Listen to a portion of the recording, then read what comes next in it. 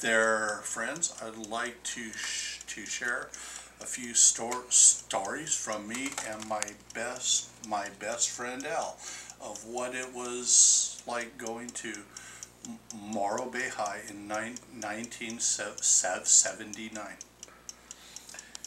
And Morro Bay High School was a wonderful school to go to, and we did have good times there, hardworking and everything.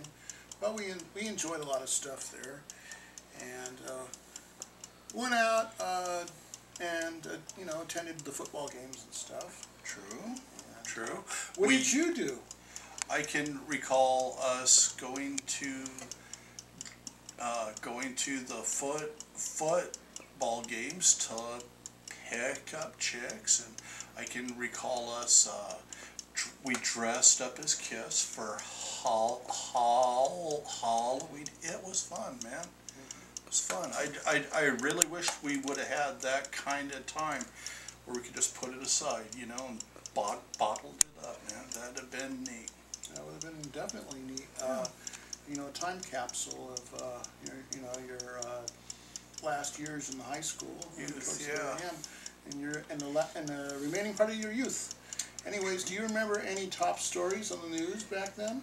Yes, I do. I recall you and me coming back from a football game. We had our snacks and stuff, and we walked in and we're getting ready to watch the Dukes of Hazzard and Dallas and stuff, and instead we walked into breaking news unfolding right in front of our eyes.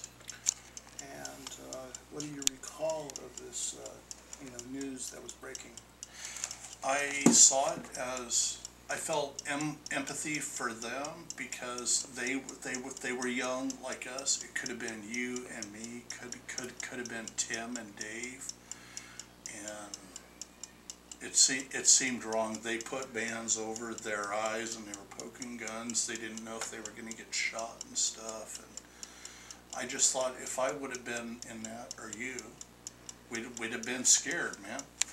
It was something that we hadn't been through. Yeah, I understand that. That would have scared most anybody. It was just horrifying to see, and I didn't know what the outcome was going to be.